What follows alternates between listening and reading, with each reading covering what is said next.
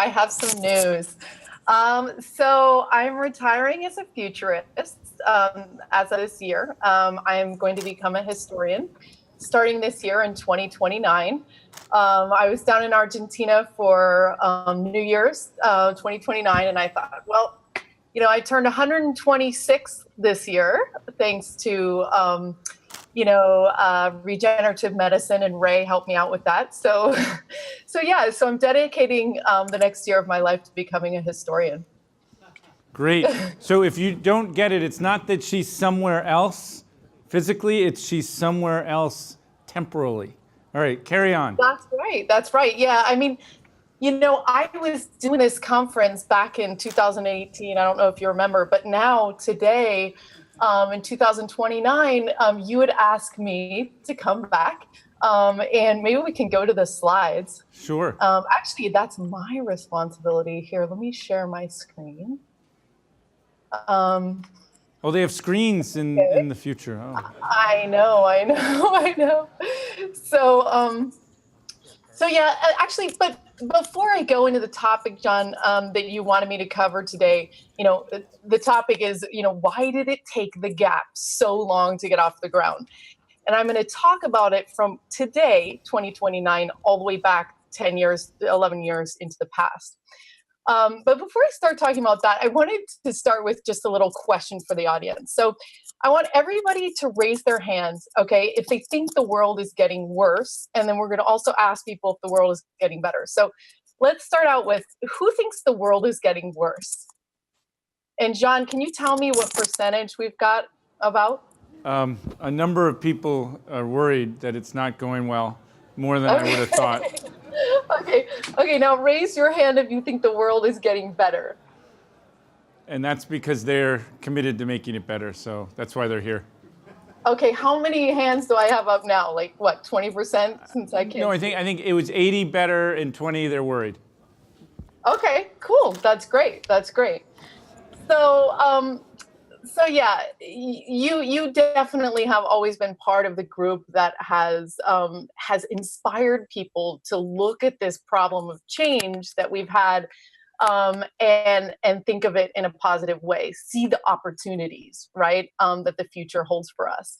And the Gap was a project to take the world that we had and then look at the things that we wanted, completely go into an innovation void where we ignored money, time, resources. We took all that off of the limitation table and we started to imagine the world that we wanted, right? We wanted to imagine how we wanted education, how we wanted our vacations, how we wanted our jobs to work. And then the Gap project that we started way back 10 years ago was bridging this gap between the world we had and the world we wanted. We essentially reversed engineered our wildest dreams, which was great. And in the process, we also started to realize that we were working together as one. So it was this idea that we moved into a paradox, right? That we were working with East and West, human intelligence and artificial intelligence, men and women. It was all sort of one and the same. And we came together to do this huge project. Now back in 2020, not everybody understood exponential change, right? We had this idea that, the future was coming faster and was going to be way crazier than we had ever imagined.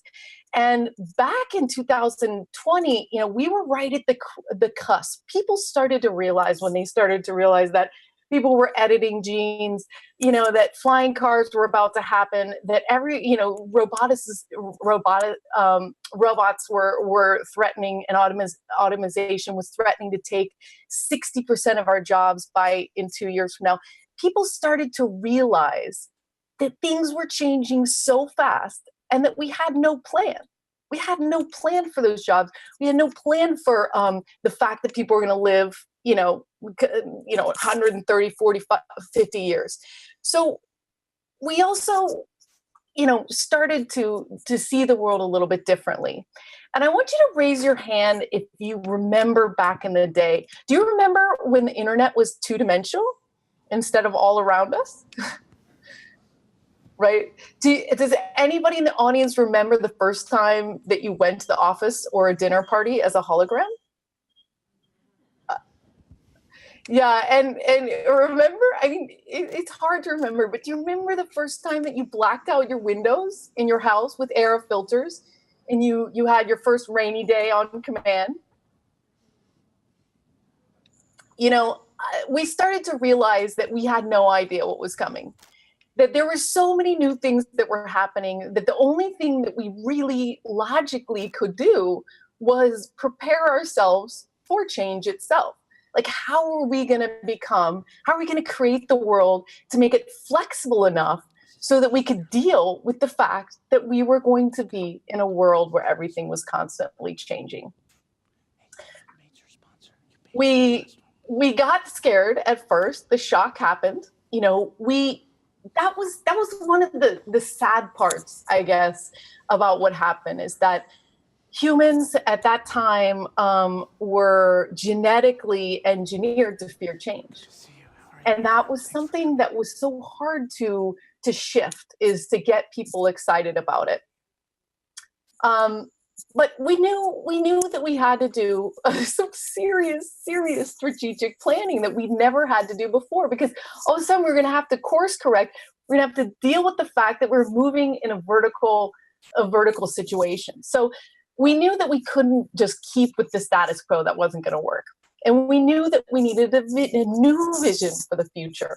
And we knew that it needed to be hyper personalized, right? We had gone from a world where we had to have kind of one solution fit all to a world where almost everybody could have a little bit more of the life that they'd always dreamed of, right? And we had to figure that out. We had to figure out what people wanted. And we also had to make sure that the systems that we created were going to be future proof, right? So we needed labs. We needed to install small labs, just like started in MIT back in the day with the maker spaces. We needed to get everybody using all this crazy equipment, and we needed to test our ideas.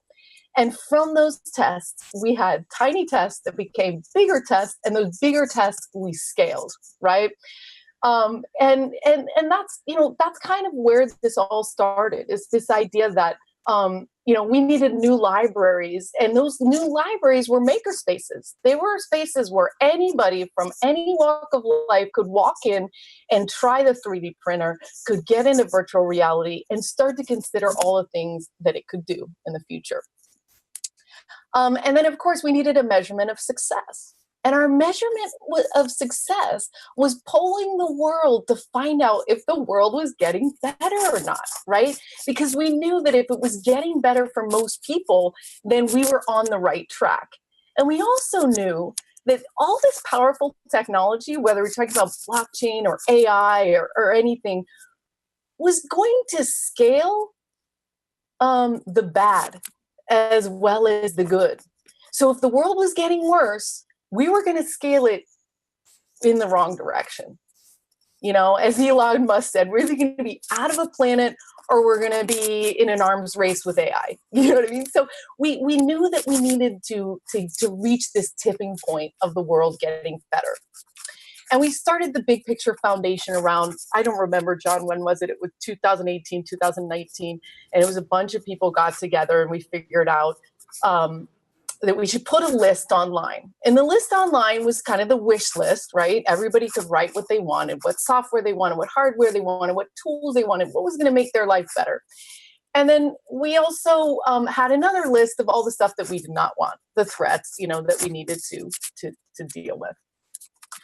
And then we wanted to throw kind of solutions at these lists, but we didn't really have any money when we started out, of course. So we were just getting going, and we decided to revive this whole idea of the Google 20% project.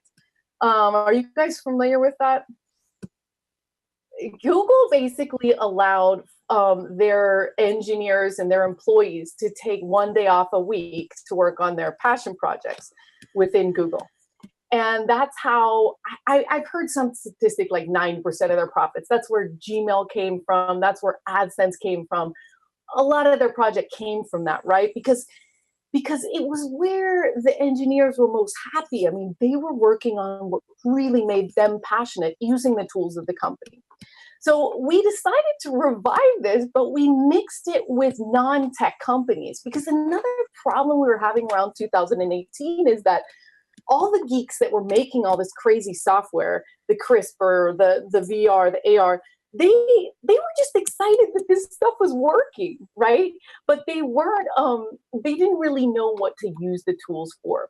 So what we did is we mixed technology companies with non-technology companies. We mixed them with dance companies, with schools, rehabilitation centers, all this crazy stuff.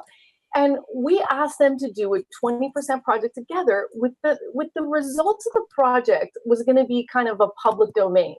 It was the free software movement that started also at MIT. This idea that there should be a certain amount of stuff, software tools that are free for everybody, because then we don't have to repeat, what we're doing. We can actually just innovate, right? If we're focused on sharing a certain amount of base things to make sure that everybody's, healthy and happy and educated, etc. And then, of course, we made the maker spaces, right? We started in 5 countries. We started in Cordoba, Argentina, the U.S. in Los Angeles and Boston. And then we did one in China, one in Sweden, and one in Africa. And we set up maker spaces as in the tiny experiment.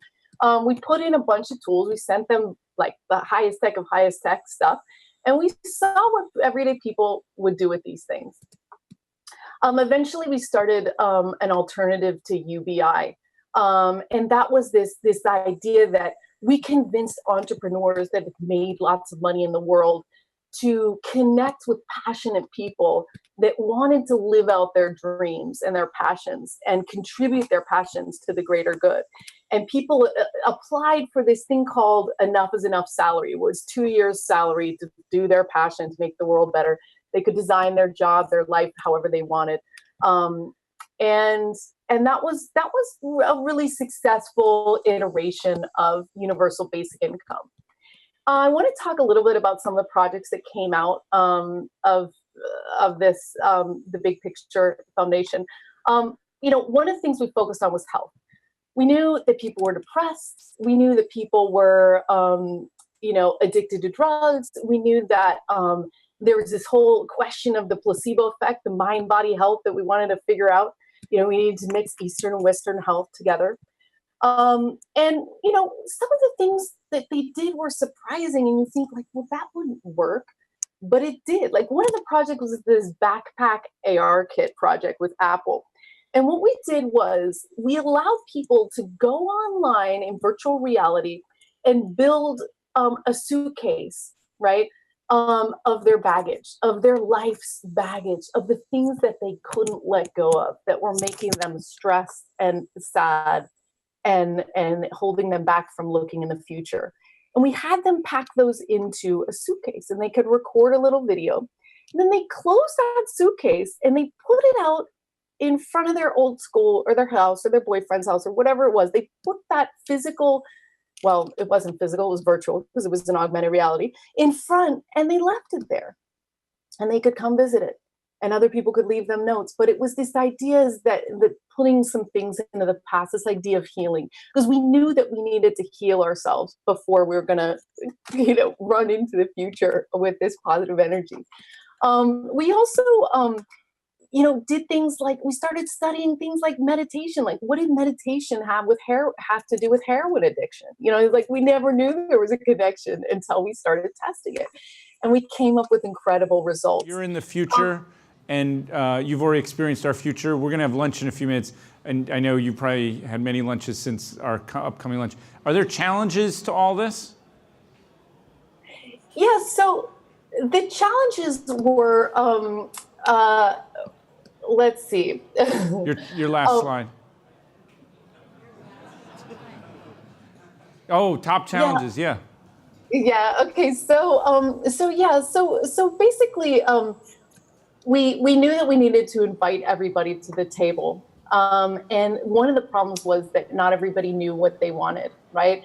We wanted to get everybody on board with the goals of what we wanted. One of the projects was we created trees in front of people's houses that were connected to their electricity and allowed them to bloom or fade depending on the energy they were using, right?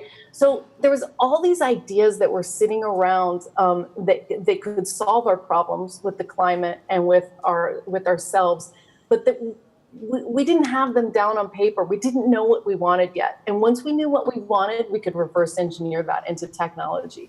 So I think that the computers came in to help us coordinate the labs and the free software. Yeah, the rest is history.